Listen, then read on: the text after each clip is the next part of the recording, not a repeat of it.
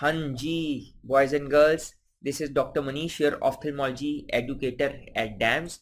We are quickly going to discuss CBT 1 FMG questions, where of course I'll be showing you some videos which are relevant but not all, right? For other videos which are real patient based presentations, तो उसके लिए आपको मेरे जो online lectures हैं ई medicos app पे उसको revisit करना पड़ेगा.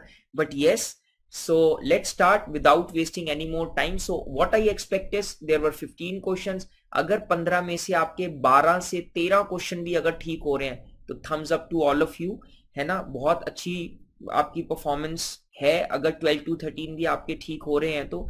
और मेरा ये मानना है कि बहुत सारे स्टूडेंट्स हैं वो बात करते हैं सर हमें तो 150 चाहिए 150 चाहिए. मैं हमेशा एक चीज बोलता हूँ, FMGs are one of the most hard working students, right.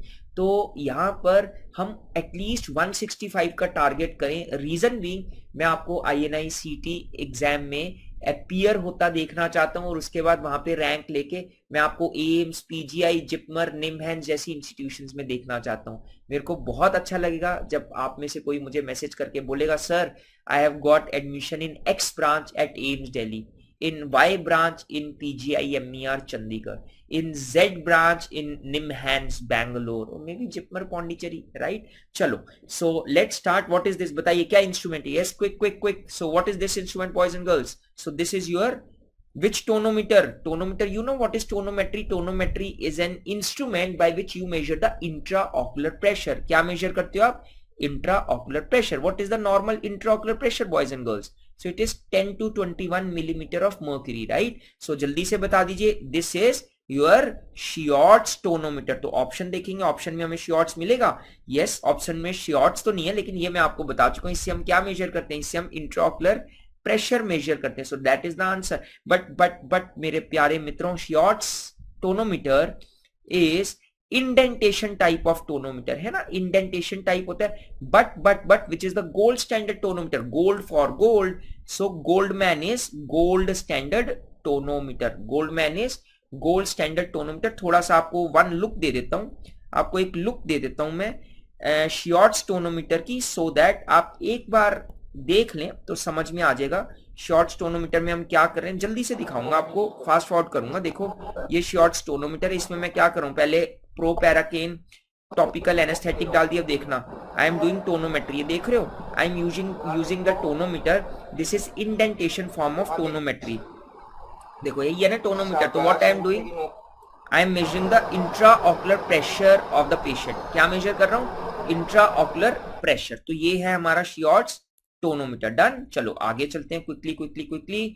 Okay, a 20-year-old patient came to OPD with bilateral irritation and itching in eyes. On examination, following picture is obtained. All are true except देखेंगे picture. ओहो, क्या picture है ये? ओहो. So can you see what are these, my dear friends? What are these? So these are clear-cut papillae. These are papillae. Now papillae can be giant cell papillae, right? Giant cell papillae? No.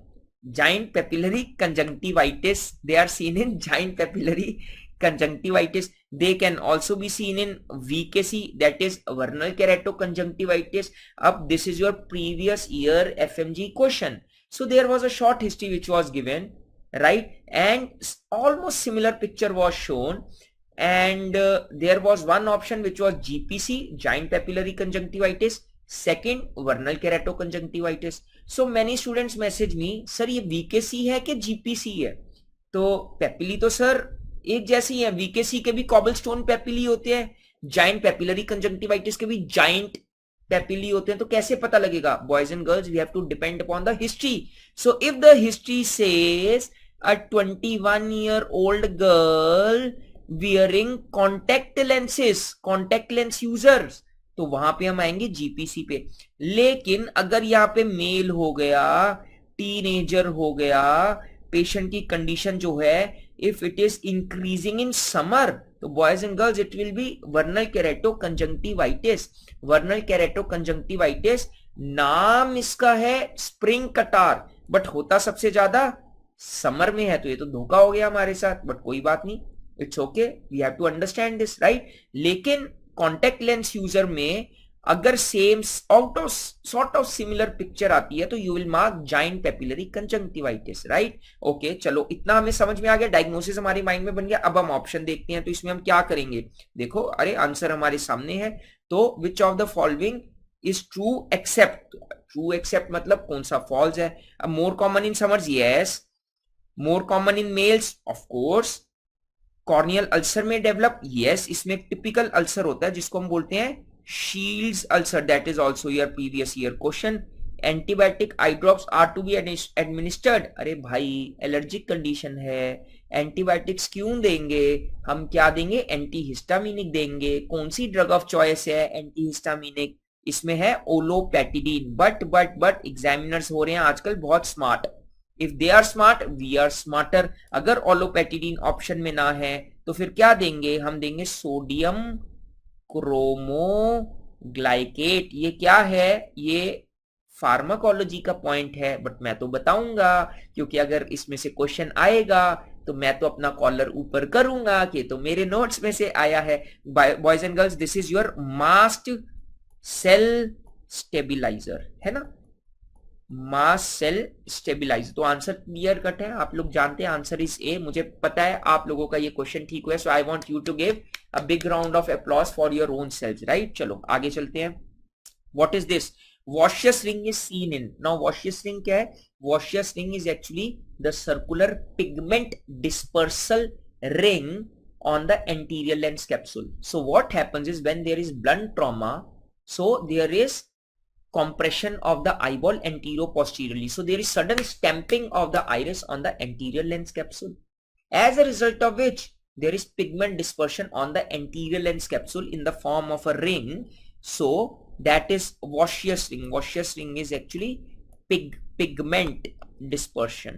क्या बोलेंगे, pigment dispersion. important है, it is pigment dispersion, right। चलो penetrating trauma में your previous year question, अब हम ये touch कर ही रहे हैं तो एक एमसीक्यू और कर लेते हैं, है ना, सब्जी के साथ हरा धनिया फ्री समझ लेते हैं। सो पेनिट्रेटिंग ट्रॉमा में typically there is a cataract जिसको हम बोलेंगे anterior cortical cataract, right. CRAO, what is CRAO? It is central retinal arterial occlusion, ठीक है। एपिस्क्लेराइटिस एंटायरली एक डिफरेंट एंटिटी है। Episcleritis is inflammation of the episclera. This is also your previous year question, how will you differentiate between episclera and scleritis. Episcleritis और scleritis को कैसे differentiate करेंगे, there is one test. So guys देखिए, ये जो CBT के हम question discuss कर रहे हैं ना, मेरा मकसद ये नहीं है सिर्फ मैं आंसर बता के आपको आगे चलूं। My motive is to touch all the relevant related MCQs that have been asked before, जो पहले पूछे जा चुके हैं। सो कौन सा टेस्ट करते हैं हम, we go for phenylephrine test.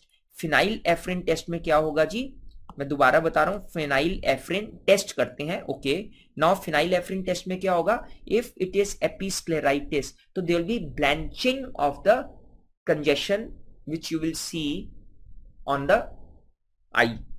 If there is no blanching, अगर ब्लैंचिंग नहीं होगी वो रेडनेस की, कंजेशन की जो आपको नजर आएगी, है ना, तो फिर हम अपना डायग्नोसिस बनाएंगे स्क्लेराइटिस, ठीक है। तो देयर इज ब्लैंचिंग, क्योंकि फिनाइल एफ्रिन इज सिम्पैथोमाइमेटिक ना, it is going to constrict the vessels, तो उससे ब्लैंचिंग हो जाएगी। बट क्योंकि स्क्लेराइटिस जो है, scleritis is deeper to episclera, so that is why ना स्क्लेराइटिस, तो उसमें ब्लैंचिंग नहीं होगी, ठीक है। चलो आगे चले, यहाँ पे क्वेश्चन एक था बट हमने इसमें एपिस्क्लेराइटिस और स्क्लेराइटिस का भी डिफरेंस कर लिया। Anterior cortical cataract penetrating trauma में होते, ये भी हमने समझ लिया। चलो आगे चलते हैं, शाबाश। चलिए, identify the cranial nerve supplying the muscle marked as green. चलो आ जाओ, कौन सी मसल है जी, देखते हैं। ओहो, ये कौन सी मसल है, this is your inferior oblique muscle. देखो ये कौन सी मसल है, this is your superior oblique, ये सुपीरियर रेक्टस। एक चीज आपने नोटिस करी, superior rectus passes superior to the superior oblique, important point है। ये कौन सी मसल है जी, कौन सी मसल है ये आपकी लेटरल रेक्टस होगी, ये आपकी इंफीरियर रेक्टस होगी, ठीक है जी, समझ पा रहे हैं। Okay so this is your inferior rectus, ये inferior. Now inferior oblique is supplied by, आपको पता है, SO4 LR6 RES3. इसका मतलब superior oblique is supplied by fourth cranial nerve, lateral rectus is supplied by sixth cranial nerve, and other muscles are supplied by third cranial nerve. So the answer to this will be oculomotor nerve. You are already very intelligent, you already know it, है ना? Okay. Most common muscle involved in Graves' ophthalmopathy. Most common muscle मतलब I have already told you in my lectures that there is a mnemonic with respect to the involvement of the muscles in Graves' ophthalmopathy. That mnemonic is I am so lucky. Inferior rectus, medial rectus, superior rectus, lateral rectus. ठीक है जी. तो most common muscle कौन सी होगी? अगर मैं बोलूं which is the last recti to get involve, तो you already know the answer boys and girls. So this is your lateral rectus, Graves ophthalmopathy. चलो एक क्वेश्चन और बता दो, which is the earliest feature of Graves ophthalmopathy. Earliest feature क्या होगा? Earliest feature of Graves ophthalmopathy will be your inferior, your Dalrymple sign. Dalrymple sign. Dalrymple sign क्या है जी? Dalrymple sign is upper eyelid retraction.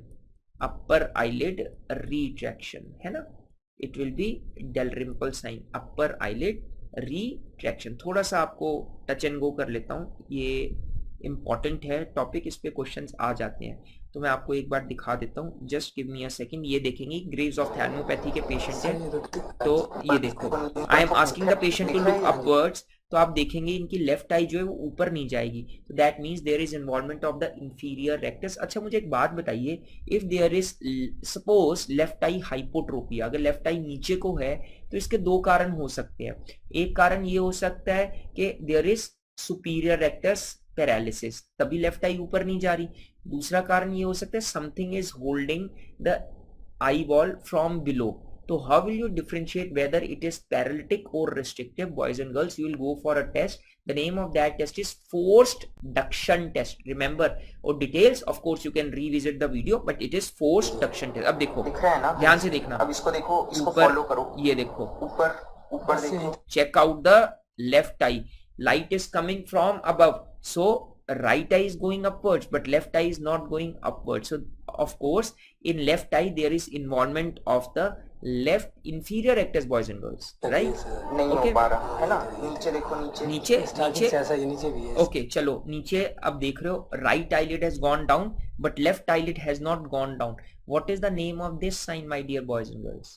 So the name of this sign is Von Graafe sign, which is known as lid lag on down gaze. ठीक है जी, ठीक है. चलो ठीक है, दो तीन चीजें आपको एक्स्ट्रा बता दी है ना. Okay so yes, now moving on to the next question. अगला क्वेश्चन करते हैं. Which of the following is used in retinal sealing? तो रेटिनल सीलिंग का मतलब है in case of retinal detachment, इसमें से हम कौन सी गैस यूज करते हैं? Have you ever heard of something known as pneumoretinopexy Pexi, pneumoretinopexy. Most common gas which is used is sulfur hexafluoride, most common, but generally considered best is C3F8, C3F6, C3F6 perfluoropropane, but most common gas used is sulfur hexafluoride. So that is the answer. You know, we can either go for pneumoretinopexy, we can even use silicone oil. But एक चीज का ध्यान रखेंगे, if we use silicone oil है ना, if we use silicone oil is maculotoxic. It is maculotoxic, but of course sulfur hexafluoride will be self absorbed, but silicon oil will not be self absorbed. So you will have to perform another surgery which is after, or should I say within 3 months. So within 3 months you have to remove silicon oil. Within 3 months you have to remove silicon oil, otherwise it will damage macula. retina तो जुड़ जाएगा, but macula he damage हो जाएगा, the patient will go blind, right? So silicon oil can also be used. The same principle, that silicon oil being lighter than vitreous, it will go up and suppose this part of the retina is detached, it will push the detached part of retina back, and there will be a reattachment. Silicone oil, sulfur hexafluoride, which is pneumoretinopaxy, and you can also go on for scleral buckling or silicone bending, right? चलो आगे चलते हैं. Next is Next is a female aged 65 years with uncontrolled diabetes mellitus and hypertension presented with sudden painless loss of vision. एक चीज का ध्यान रखिएगा, ये मैं आपको आगे के लिए बता रहा हूं, कोई भी रेटिना में लॉस ऑफ विजन होगा ना, it is painless because retina is devoid of pain fibres, तो it is painless, right? On fundoscopy the following image is obtained, identify the image. क्या है ये जी? This is a typical appearance जिसको हम बोलते हैं splash tomato appearance. Splash tomato का मतलब you take a tomato, throw it towards the wall and there will be spotting on the wall, so it looks kind of similar to that, है ना? So this is your splash tomato appearance, and in which condition you see this sort of appearance? So there is CRVO, which is central retinal vein occlusion. Central retinal vein occlusion. What are the other features? Can you see that there is disc edema? There is also macular edema. There is also, these are the very important features. Macular edema. Also CRVO is known as 100-day glaucoma. क्या बोलते हैं जी? 100-day glaucoma. Done. चलो अब आ जाओ options की तरफ. Of course it is a case of CRVO. चलो आगे चलते हैं. All of the statements are true for the condition in the image except. अच्छा ये है क्या? ये बताइए ये है क्या? This is your pterygium. What is pterygium? Pterygium is elastotic degeneration of conjunctiva. ठीक है, elastotic. इसकी most common etiology क्या होती है? UV rays. This is also your previous year question. UV rays is most common etiology, है ना? Now it is most commonly present where nasal side or temporal side. So when I am going in broad daylight, broad sunlight, the UV rays are come from above. They are going to strike the bridge of my nose and they are going to get deflected towards my nasal side, है ना? So that is why nasal side of conjunctiva is more oftenly stimulated, and yes, it is more commonly on the nasal side. Vision becomes impaired due to induced astigmatism. Yes or no? Of course. If the pterygium is coming from here, so there will be flattening of this part of the cornea, है ना? Flattening हो जाएगी यहाँ पर, so which will induce astigmatism, and of course the patient's vision will be impaired. Okay, now encroaches upon the cornea, destroying the superficial layers of stroma and Descemet's membrane, induces corneal steepening against the axis. Of course, if there is flattening here, of course there will be steepening here, na, है ना? So that is also correct, है ना?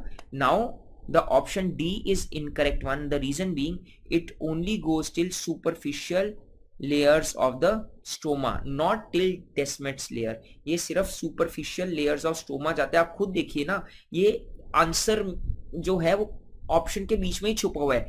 encroaches upon the cornea, destroying the superficial layer.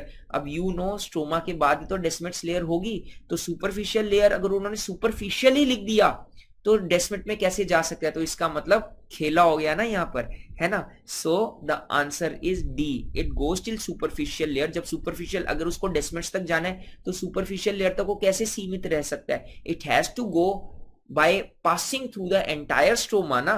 So that is why D is the answer here, right?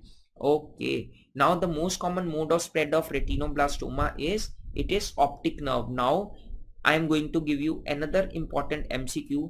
What is the investigation of choice to detect the spread of retinoblastoma? Because it is optic nerve, so you will go for MRI. But if I may ask you, which is the best investigation to detect retinoblastoma? Mind you, I asked you about best investigation. I am not asking you investigation of choice to detect metastasis. मैं वो नहीं बोल रहा, मैं बोल रहा हूँ overall best investigation. It is your NCCT. Why? Because retinoblastoma में there is calcification which is picked up by non contrast CT scan. और अगर मैं आपसे हिस्टोपैथोलॉजिकल फीचर पूछूं तो you will find Flexner. These are all your previous year questions. Wintersteiner rosette, Flexner Wintersteiner rosette, which is specific, there is another rosette which is Homi-right rosette. Homi-right rosettes, they are non-specific. They are non-specific, right? So flexor wintersteiner, this is specific. So I gave you 2-3 more MCQs. Done. चलो आगे चलते हैं. Okay. A 40-year-old patient presented with history of injury with a leaf while working in field in right eye. Photophobia है, watering है, clinical picture है. विच of the, पहले बताइए क्या लग रहा है ये आपको. देख रहे हो इसके मार्जिन देखो. So these are all fluffy margins. Fluffy margins are there. And can you see main lesion is this. और छोटे छोटे लीजन्स हो रहे हैं, इनको हम बोलेंगे जी सैटेलाइट लीजन्स. क्या बोलेंगे बॉस? Satellite lesions. तो typically, and there is history of injury by a leaf which is organic matter injury. So इसलिए the diagnosis will go in favour of fungal keratitis. क्या बोलेंगे? Fungal keratitis. And you know, अगर fungal keratitis की हम बात करें तो क्या क्या फीचर्स होते हैं?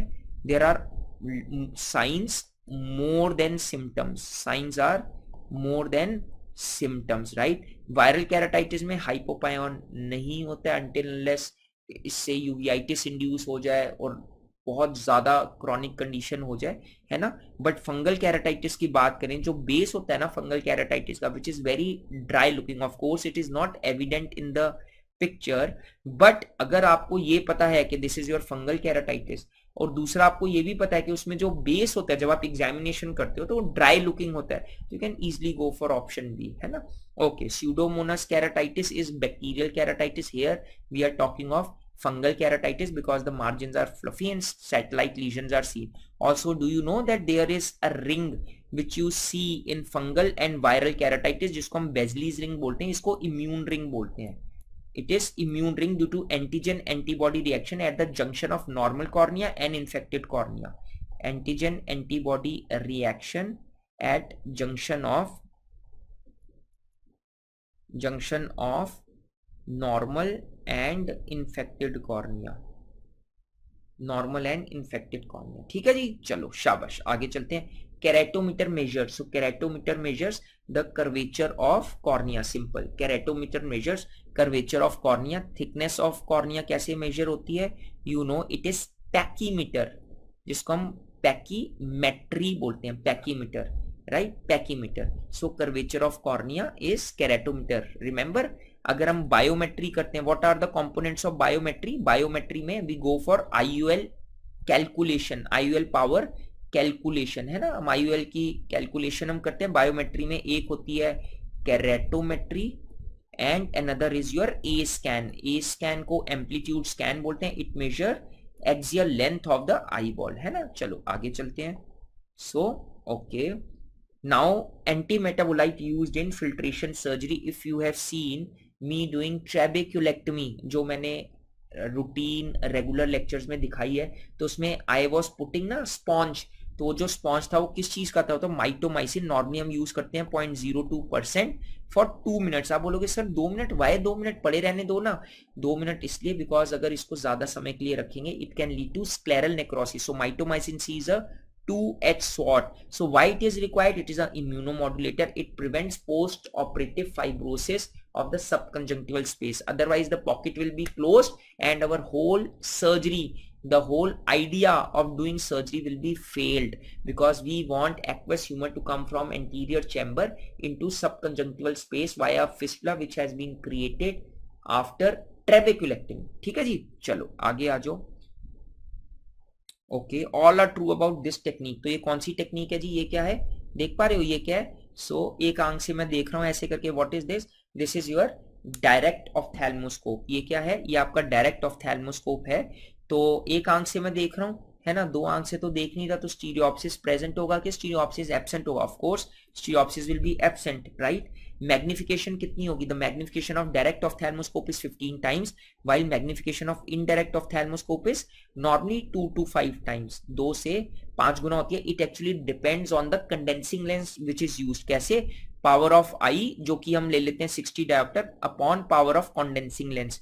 तो if we are using condensing lens of the power plus 20 dioptre, so कितना हो गया? 3x हो गया. It is just like that, है ना. Okay, now useful is in examination of optic disc. Why? Because it helps in the examination of the central retina, which is 2 disc diameter, which is approximately 3 millimeter. While if we talk about indirect ophthalmoscopy, it helps in examination of 8 disc diameter of the retina, means periphery. So more useful for central examination, this direct ophthalmoscope. Image is real or inverted? Image is virtual and direct. That is why the patient stands in front of the doctor stands in front of the patient, है ना. While in indirect ophthalmoscopy, it is preferable to ask the patient to lie down and patient stands at the head end of the patient. अब उसमें हम patient के head end पे खड़े होते हैं. अब सामने होके ये थोड़ी ना patient को बोलेंगे जी उल्टा लटक जाओ, हमने आपका examination करना है. That is not possible, right? So we will go for asking the patient to lie in the supine position, then we'll stand at the head end, क्योंकि उसमें जो image बनती है वो बनती है real and inverted. If we'll stand at the head end तो हमें वो erect दिखेगी, तो it will be easy for us to identify. Done. So that is the answer which is false here. ठीक है जी. Okay. Rosette shaped cataract involves which part of the lens? Rosette shape. Rosette means, so this is of course we are talking of blunt trauma. It is seen in blunt trauma, and this is typically your posterior cortical cataract. Posterior cortical cataract. So blunt trauma, posterior cortical cataract, rosette. So there are typical petals of rose that you see on the lens. I'm just going to show it to you. Just check this out. So you will see. Are you able to appreciate? Are you able to see? देख पा रहे हैं आप? ये देख पा रहे हैं? Typically it looks like petals of the rose. कैसा लग रहा है? Petals of rose लग रहे हैं आपको. तो of course this is a case of a rosette cataract seen in blunt trauma of the eye. कितने समय पहले चोट लगी थी जी? 4-5 साल हो गए. So patient is typically giving a history of trauma in the eye 4-5 years back, which led to development of this typical cataract. Boys and girls, this is your rosette cataract. Done. Okay. Now the last question of CBT1, which is length of incision in phacoemulsification. So it is clear cut. So length of incision is 2.75 to 3.2. If I may ask you, what is the length of incision in ECC, conventional ECC?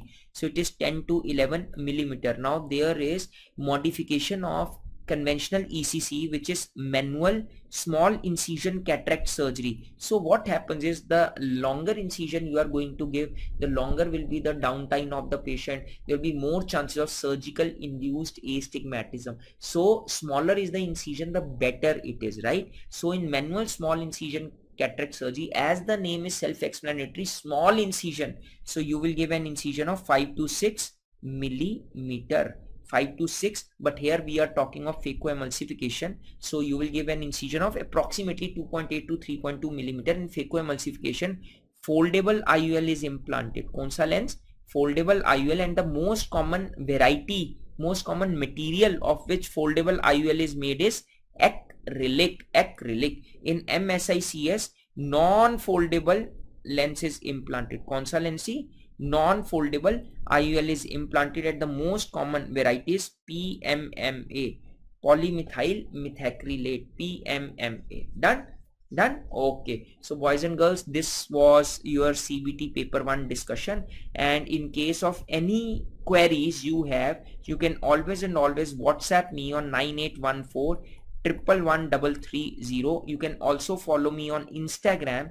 आप Insta पे भी मुझे follow कर सकते हैं, and my Insta handle is I_Manish. I मतलब आँख ले लो, I मतलब आई ले लो, I_Manish is my Insta. You can also follow Dr. Sumer sir, which is Sumer Doc on Insta. You can also follow Dr. Deepti Bahal ma'am, who is gynecologist and director of DAMS. Dr. Sumer sir, who is again CEO and founder of DAMS. So Sumer sir is a radiologist who keeps on posting trivias, images, and Deepti ma'am keeps on posting quizzes, images, and short teaching sessions on her Instagram, right?